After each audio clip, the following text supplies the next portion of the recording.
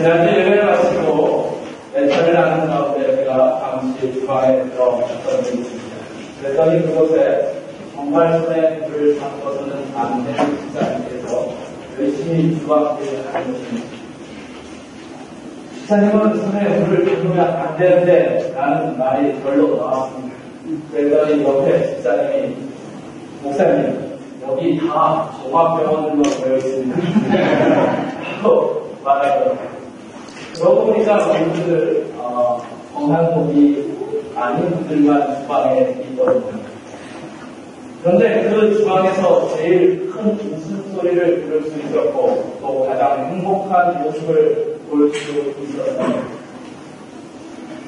그게는 제가 어떤 프로그램을 만들지 않아도 부흥하겠다라는 생각을 했습니다. 교회를 부흥시키기 위해서 프로그램을 만들지 않고 프로그램을 찾지 않아도 부흥하겠다는 생각이 들었습니다. 그때 아멘을 해주세요. 부흥을 위해서 프로그램을 전혀 만들지 않고 그냥 초대교회 사도들처럼 7 집사를 세우고 기도하고 말씀 전하는 일에만 전념을 하고 부흥할 것이라는 확신이 생겼습니다. 아멘.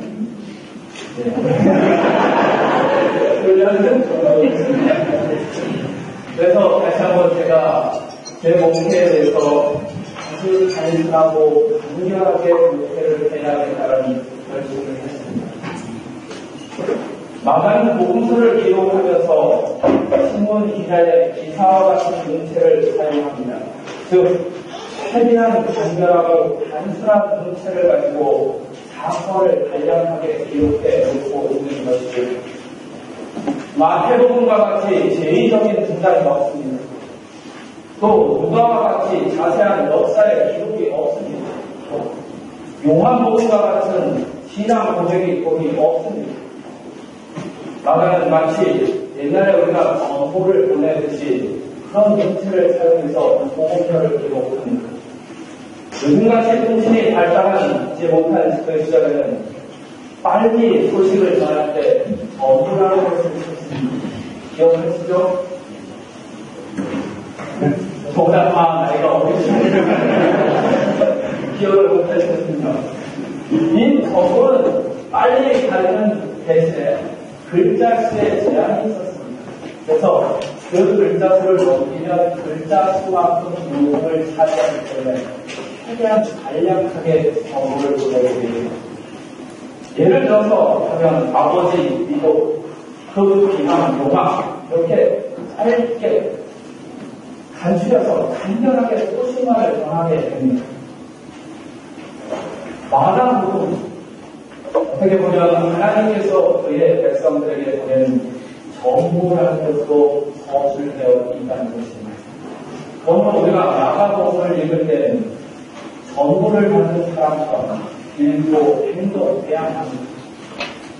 그만큼 빠르고 신속하게 응답해야 하는 것이 마가복음을 읽을 사람들의 행동 동작입니다.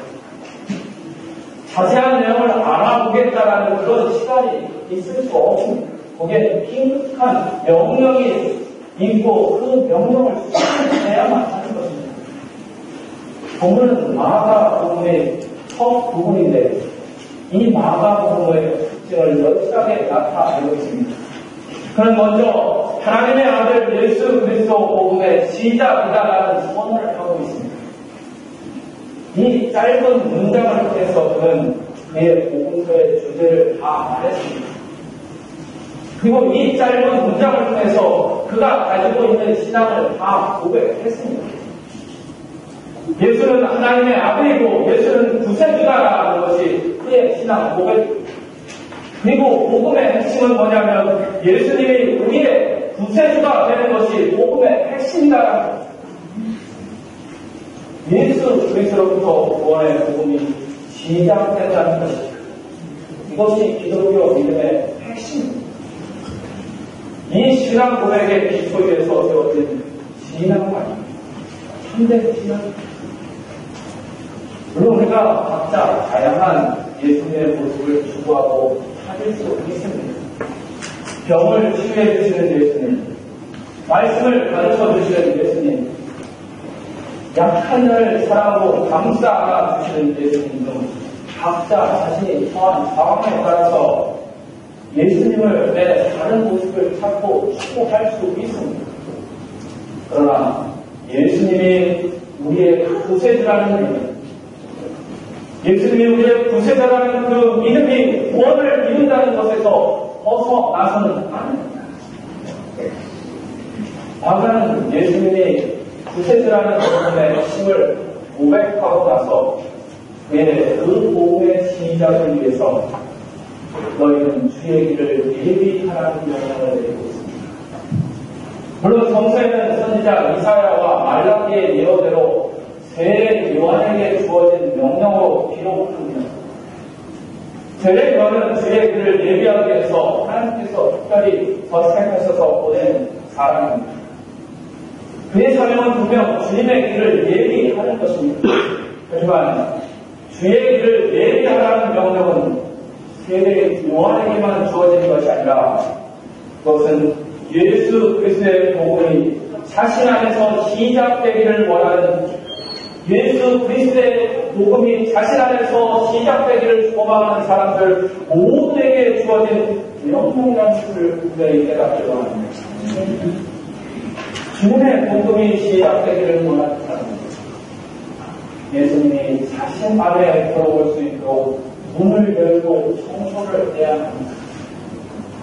꽁꽁 문을 잠그고 주님이 오시는 길에 여러 가지 조건을 달아서 장애물을 쌓아가는 사람에게는 복음이 시작될 수 없습니다. 하나님의 아들이 하늘 보좌를 버리시고 이 땅에 오셔서 십자가를 지신 것, 보혈의 피를 흘리신 것, 그것만으로 복음이 시작되는 것은 아닙니다.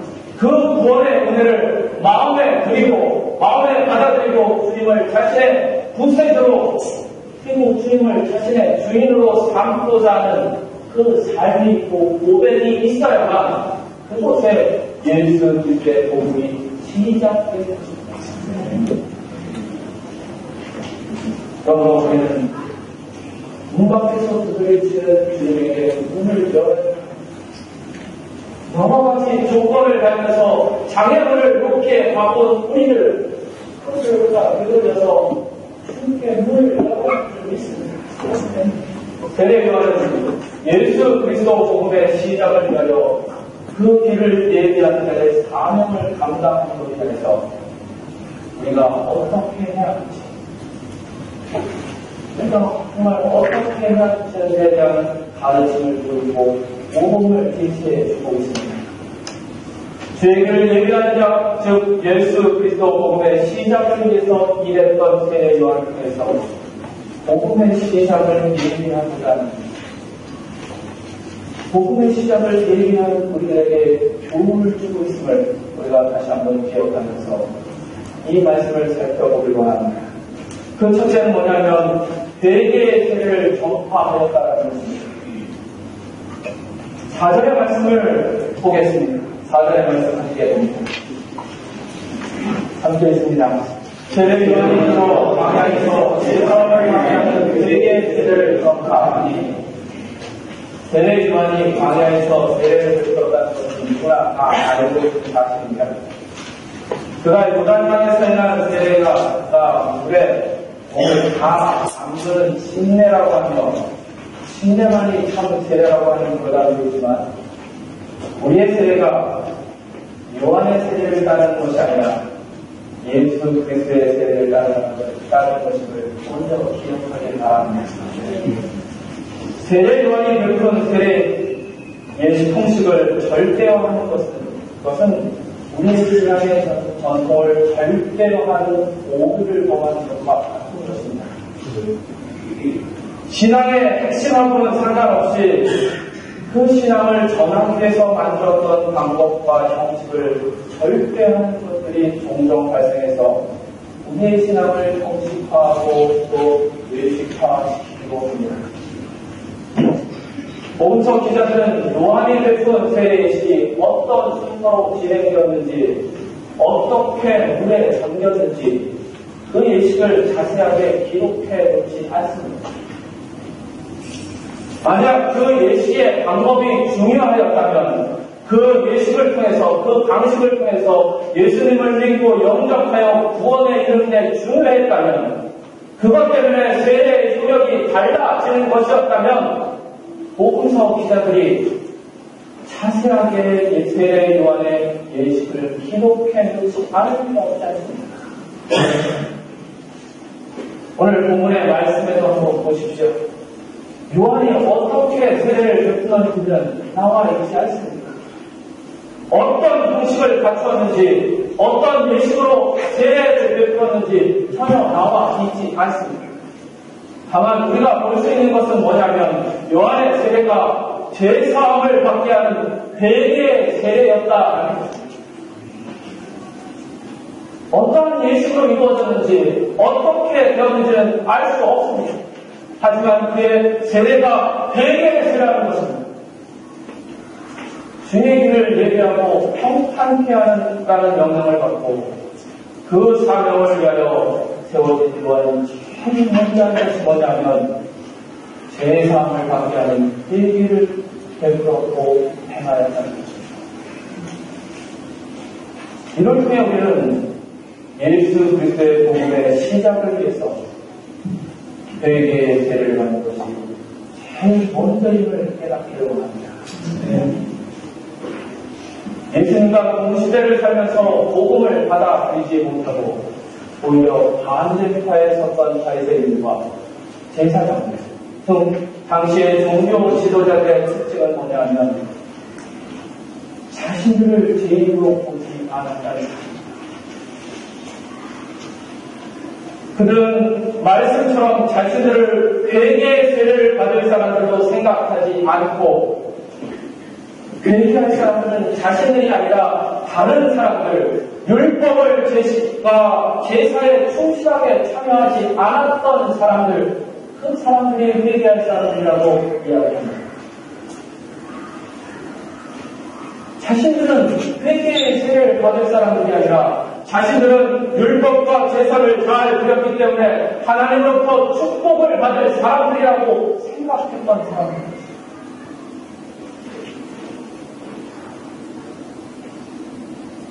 아담과 하와의 범죄를 위해서 하나님의 형상을 입은 인간의 질성 중에 하나가 바로 이것입니다.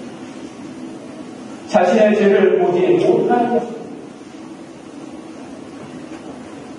자신의 속에 있는 악을 보지 못하는 것입니다. 자신은 회개의 세례를 받을 자라고 여기지 아니하고 다른 사람이 받아야 한다라고 하는 것입니다. 아담은 회개의 세례를 받을 자는 하와라고 했습니다. 그리고 더 나아가서 하와를 내게 준 하나님이 회개할 자라고 이야기합니다.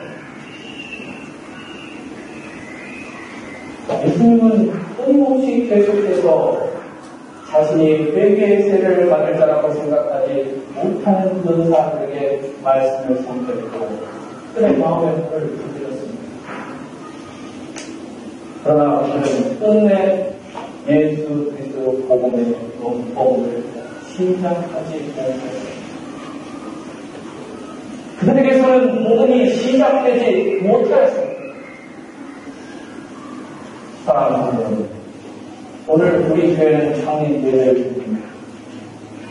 우리 교회에 예수 그리스도 복음의 시작되기를 소망하는 분이 있습니다. 그렇다면 먼저 회개의 은총을 간구하시기를 바랍니다.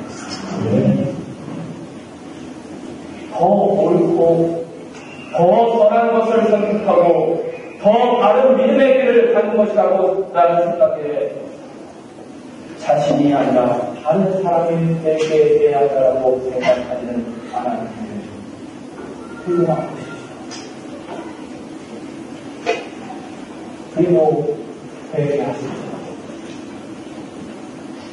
회개가 없다면 우리 안에 그리스도, 예수 그리스도 복음을 시작할 수가 없습니다. 예수 그리스도 복음의 시작은 회개에서 시작된다는 것을 분명히 믿으시길 바랍니다. 두 번째는 성실한 삶을 살았다는 겁니다.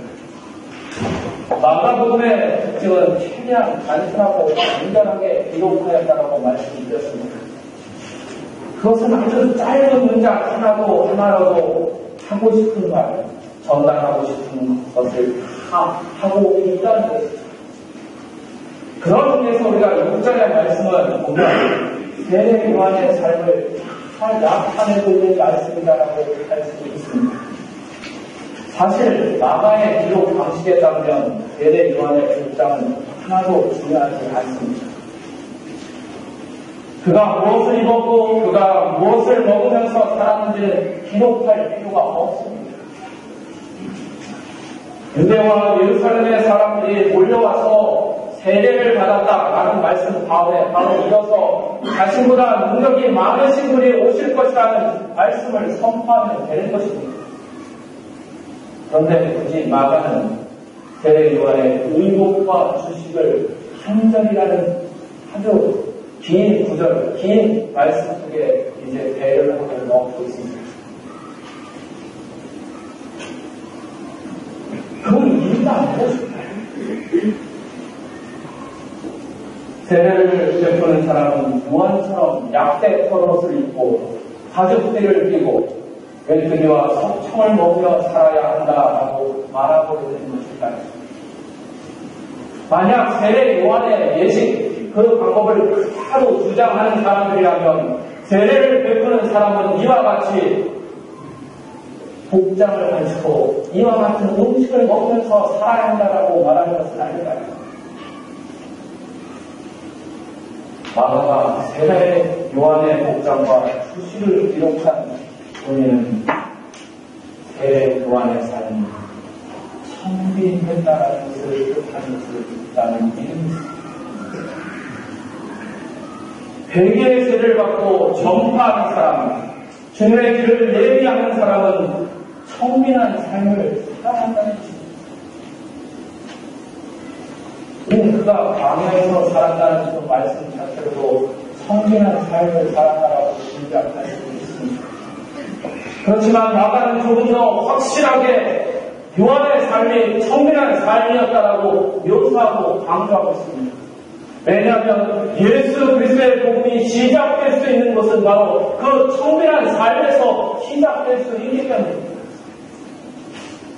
그의 복장과 주식을 통해 그가 회개의 세례를 전하는 사람뿐만 아니라 회개의 세례를 받은 자로서의 삶을 살고 있게 하는 것을 나타내는 것입니다. 회개하라고 회개의 세례를 베푸는 것에 그친 것이 아니라 그는 회개의 세례를 받은 자로서의 삶을 살고 있었던 것입니다. 우리 안에 예수 그리스도 복음이 시작되기를 소원하는 우리는 성빈한 삶을 살아야 합니다. 하나님께서 복을 주셔서 우리를 부유하게 하실지라도 그 부유를 흘려보내고 성빈한 삶을 살 수 있어야 하는 것입니다.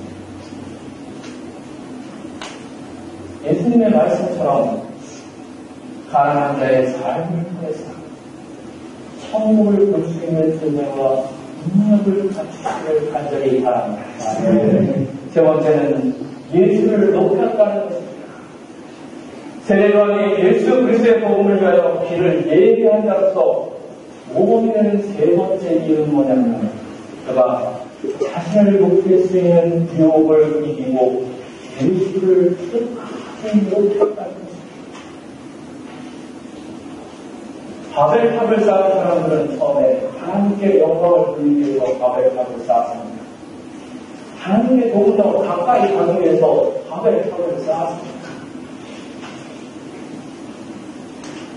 최선을 다해서 하나님께 영광을 돌리기 위해서 바벨탑을 쌓은 것입니다. 하지만 탑이 높아지는 만큼 자신을 나타내고 싶었고 탑이 높아지는 만큼 자신의 업적을 나타내고 싶었습니다. 탑의 높이에 대해서 자신을 높이려고 하는 마음이 강하게 자리 잡게 되는 것입니다. 결국 그들은 탑이 높아지는 만큼 자신을 높이고 하나님을 낮추었습니다. 그 결과 처음 믿음을 믿고 그들은 끝이 좋지 않았습니다. 우리의 믿음이 처음에는 순수하고 순결할 수 있습니다. 오직 주님만을 높이고자 합니다. 하지만 그 믿음으로 인하여서 사람들의 인정을 받고 명예와 권위를 얻게 되면 그만큼 자신을 높이고 싶어지고 자신이 뭔가를 하고 싶어집니다. 자신의 생각대로 자기의 계획대로 하고 싶어지는 것입니다. 그리고 그것이 옳다고 합니다. 하나님의 때와 하나님의 발걸음대로 하지 않고 자신의 때와 자신의 발걸음대로 하려고 합니다. 그 대표적인 사람들이 바리새인이었습니다. 바리새파는 유대가 멸망하고 바벨론 포로민으로 끌려갔을 그 시대부터 등장하게 됩니다. 유대는 바벨론의 포로로 끌려가서 민족성 자체가, 민족의 정체성 자체가 다 무너질 위기에 처합니다. 그때 회당을 짓고 율법을 가르치고 말씀을 전했던 사람들이 바리새인입니다. 그들은 정말 말씀대로 살아서 백성들의 모범이 됨으로 인해서 민족의 정체성을 지켜냅니다. 바리새인들의 가르침은 아주 깊었고 또 그 삶은 모범적이었습니다. 그러나 그들이 백성들의 친송을 받고 영향력을 행사하게 되면서부터 자신과 자신의 무리를 높이려는 마음을 갖게 됩니다. 그런데 세례 요한은 사람들로부터 높여지고 사람들로부터 주목을 받을수록 더 예수님을 높였고 더 주님께 주목하였다는 것입니다. 그의 눈을 자신에게 돌리지 않았고 늘 예수님을 바라보았으며 자신을 높이려고 하지 않고 예수를 높여야 했습니다. 예수님을 높이는 일은 처지 일도 않습니다. 세례요한은 온 유대와 예루살렘으로부터 사람들이 높임을 받고 주목을 받는 그런 위치에 놓였습니다. 무슨 말로 하면 아이돌과 같은 인기를 얻었습니다. 그렇게 사람들의 주목을 받았습니다. 그러면 한 번쯤 자신을 높이고 싶고 누군가의 길을 예비하는 자가 아니라 자신을 내세우고 싶을 만도 합니다. 그래도 충분할 것 같습니다. 예수 그리스도의 길을 예비하는 자가 아니라 그 자신을 내세우고 싶은 마음이 들만도 합니다. 며칠 전 한국의 뉴스에 보니까 연애 사령 제도라는 것을 폐지한다는 그런 기사가 있었습니다. 이 연예인들이 군대에 입대하고도 그 주목받고 인기를 누렸던 것을 벗어버리지 못하고 엉뚱한 일 또 좋지 않은 일들을 했기 때문에 그 제도를 아예 없애버린다는 것입니다. 그만큼 우리는 자신을 높이고 자신을 주목받게 하고 싶은 욕망이 우리에게 있습니다. 그럼에도 불구하고 세례요한은 예수를 유대와 예루살렘에서 사람들이 몰려왔습니다. 많은 사람들이 제자가 되겠다고 초하였습니다. 문화상이 활달하고 하며 그 활달하고 하면서 오지 않는 사람들이 없습니다. 그렇게 높여지고 있는 시간에 요한은 자신을 찾아온 사람들에게 이렇게 말합니다. 7절의 말씀을 함께 읽습니다. 그가 성사역하되 나보다 능력이 많으신 이가 내 뒤에 오시다니 나를 굽혀 그의 신들배를 끌기로 감당치 못하라.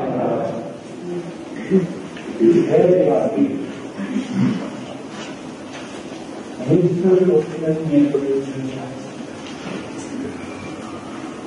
그런 유한을 내쫓는 사람이나 여인의 성격에서 가장 큰 자라고 칭찬합니다. 교만이 생기는 순간 우리의 믿음은 넘어지고 우리 안에 시작된 예수 그리스도의 복음은 길을 잃게 되었습니다. 그 시작된 복음은 꺾이고 말았습니다. 주님께서 우리 안에 들어오는 길에만 막히고 우리는 주님이 없는 주님이 없는 교회가 되고 말아버리고 사랑하는 여러분, 우리 교회가 이름이 높여지거나 큰 공이 일어나도록 기도하시기 바랍니다. 언제나 주님이 있는 교회가 되도록 기도하시기 바랍니다. 언제나 나를 굶겨 그의 신들매를 풀기도 감당치 못하게 하라는 그 요한의 시작을 되게 있는 성도, 그 요한의 벽에 있는 교회가 되도록 기도하시기 바랍니다. 예수를 보내주는 그 상하게 유지하였습니다. 예수 그리스도의 복음이 교회가 되길 바랍니다. 예수 그리스도의 복음이 있는 성도들이 되시기를 바랍니다.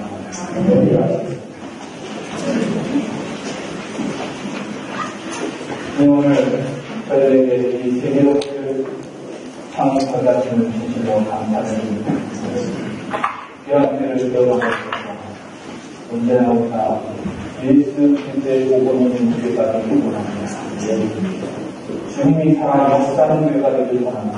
그걸 위해서 우리가 언제나 우리 자신을 다쓸 수 있도록 허락하여 주셨습니다. 높여진 가운데서도 분명 겸손함을 유지할 수 있는 자들을 인도하여 주셨습니다. 우리가 부유한 것을 할지라도 나는 그 모든 것 흘려보내고 청빈함을 그 청빈함을 좋게 할 수 있는 자들을 주셨습니다. 많은 것을 받고 많은 것을 나눌 수 있는 기회로 세워줄 수 있도록 이끄시기를 간절히 원합니다. 예수님의 이름으로 기도합니다.